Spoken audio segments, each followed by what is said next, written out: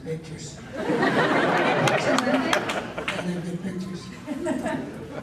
Now, I know you guys filmed this down in Georgia, and I know, with season 2 going on right now. How freaking ridiculous is the heat down there for you guys? Because I was down there for a set visit last year when you guys were shooting, and I know where I was, like, prosthetics were peeling off of people. I'm just curious, how hard is that when you guys are down there, dealing with those kind of, temperatures and stuff, trying to make something that looks like that? I think First season, from what I remember, they would come around and spray us, but they didn't need to at all. And we'd be sweating profusely, and you wouldn't even be able to see that. I was upset when the thing aired, and I looked at it, and I'm like, we don't look like we're hot. yeah, we were dying. Yeah, we were dying. Oh shit, yeah, I gotta tell you, you could just stand around and then sweat is just rolling off your face. Yeah, not even that. This season is insane because there's so many bugs. I'm like covered head to toe in bites, and I'm gonna go back and continue to get covered in bites. It's crazy hot. Like imagine what it would feel like in an oven, microwave, hot towel sauna, lava. Without a happy ending. Yes. Precisely. Now, I'm going to sort of just lightly and nicely address the elephant in the room, because I know it's been an interesting week for anybody who's involved with the Walking Dead camp. But I'm just curious, I know you guys aren't supposed to talk a whole lot about it, but are you guys, how are things going on production? I mean, is everything okay now that, with the whole Frank situation? I wouldn't know. Wait, so that Merle, now, I know Merle's got to be back. Come on. I don't know what you're talking about. I won't say that. Okay. I think I can speak a little bit. The information is out on the interwebs. If you guys, all the internets. yeah, on all the internets combined, which is called the interweb, you can find the information that you're looking for. I can't speak much more about the logistics of what has happened in the upper echelons of the show, but what I can say is the show hasn't suffered. We still, all as a cast, show up to work every day and absolutely kill it. And there are professionals on our show, and people have seen the first couple episodes, and people have walked away saying this is the best television show on TV. So I obviously am going to be a little bit biased, but I'm dead serious to you. We have our hearts on the ground, on the set, on every single take. No matter if you're on camera or not, everyone is bleeding and crying and tearing and dying for the show. It's awesome.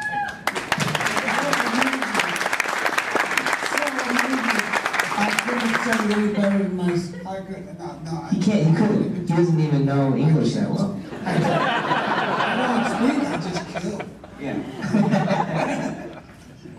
Now, I want to get to the audience and be able to get some questions, but my last question would be, in terms of, what you guys are looking towards season 2, I mean, last season it was 6 episodes, and now you've got 13.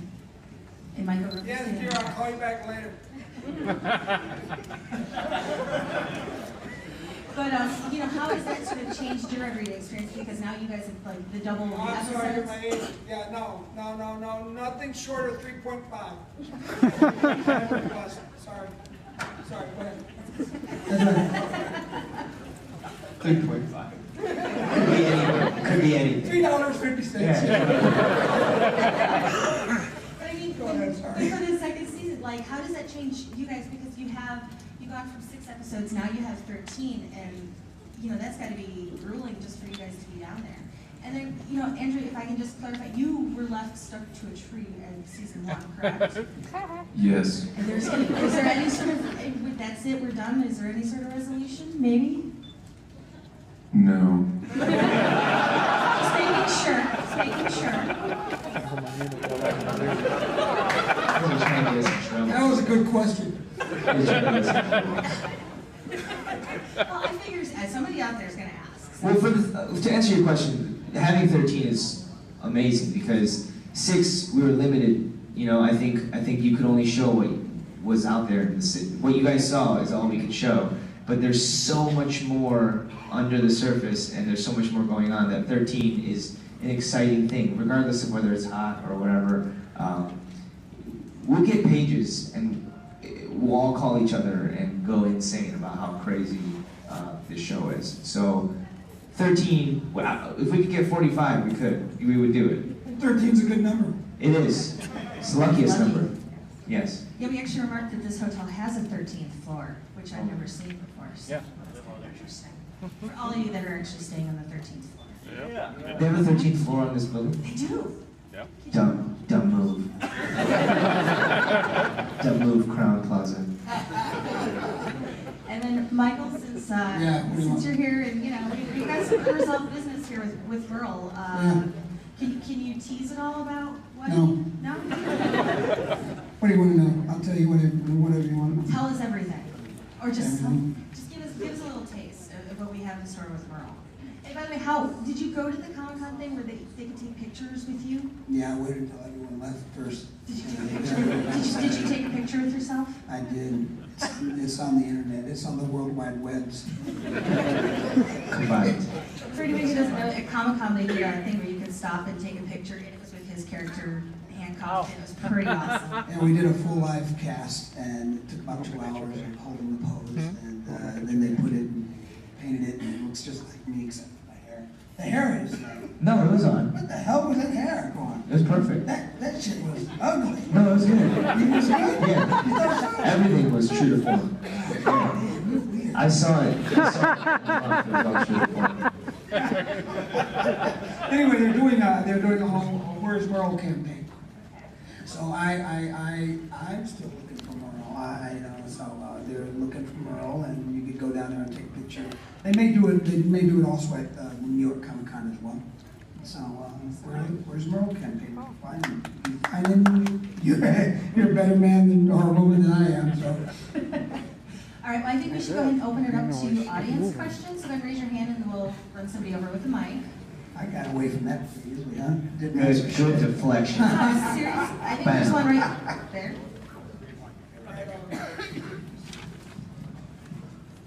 So, at least, Stephen, you said you were aware and read the comic prior. What are your feelings on how they're purposely trying to deviate away from the events of the comic? I wouldn't say we're purposely trying to deviate. I would say that we're going along the same. The greatest example is we're on the same highway, and we're going to take exits, explore those exits, come back on the highway. So we're not deviating from the comic.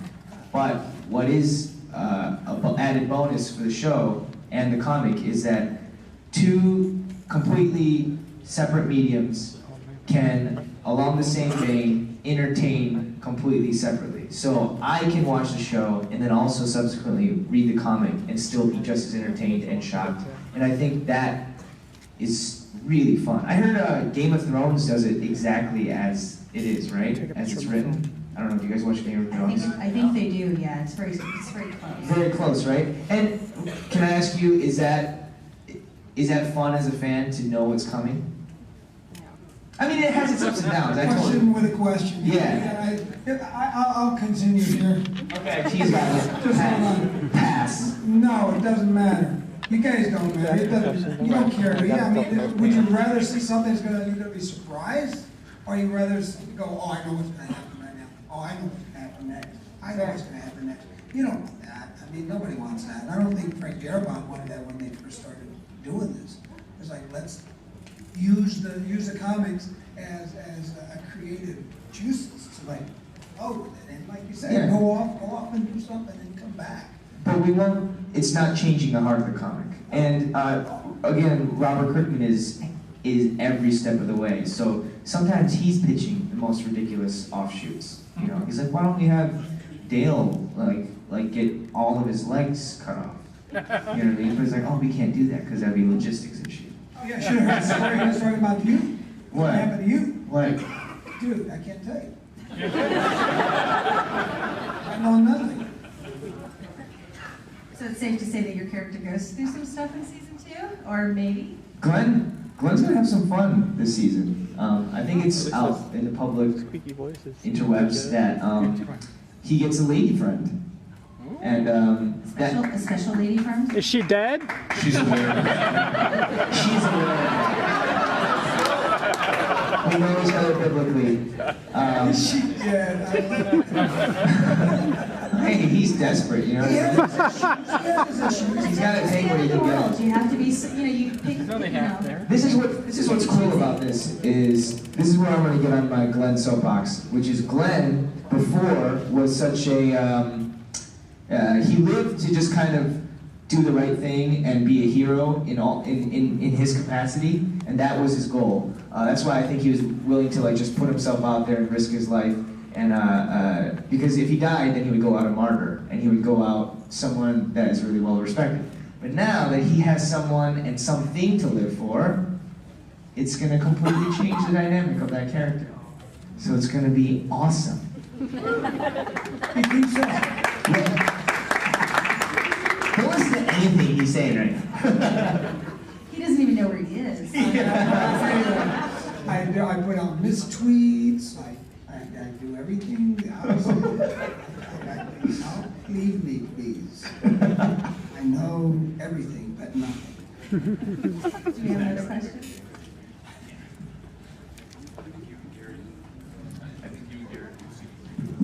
Oh, me and Gary, yeah, you see, yeah, he ain't got Turn it on. And it wasn't, there it is. Oh, there it is. Hello. Hi. Hey. Oh, what, if any, and I have not heard any, and I don't think maybe the majority of people have heard any, but what, if any, negative feedback has come up about Walking Dead, whether it's through the interwebs or the written newspaper thing, or just any people coming up at Comic-Con or any conventions, hopefully none here, have posed any negative feedback about the show? They have all passed. All of them are dead. They're no longer of a There's concern. gonna always be naysayers, you know. There's gonna be people thinking negative thoughts and just putting stuff out there like that. Not if I have anything I to say. thrive on that. So. No, you know what I've heard actually? This one dude came up to me in a bar and he said, "Hey, you're on that show. That show doesn't have enough zombies."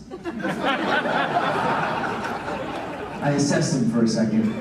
But, I mean, he genuinely wanted more killing per episode.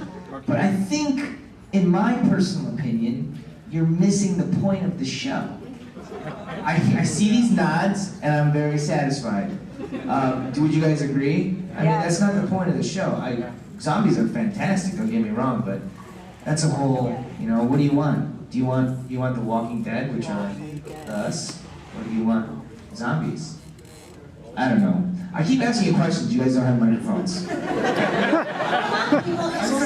That's a good question. We were talking about this last night, that there was one episode in particular I remember where I watched the whole thing, loved it, and then realized that there only been about 2 minutes of zombies in it, and thought, well, I didn't even notice that there was no... So yeah, it's a film about the living people. It just happens to have zombies in it. But, Yes. But yeah, I don't miss them when they're not there.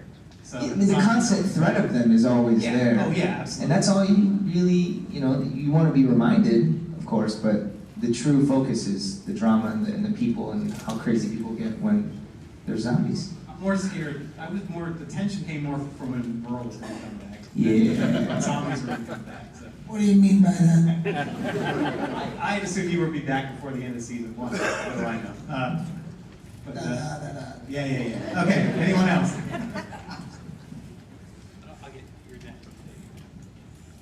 Come on, be brave.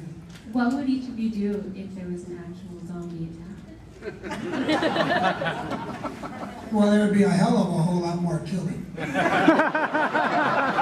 I know, it's not about killing and shit. I love to do that. I really do that. Even with one hand, there's going to be hell to pay when you're back. So. Zombie, demon, it don't matter to me. Okay. I have some questions for this question. One, what percentage of the world has turned into zombies? We don't know. 90%. All right. 2, are the remaining 10% women?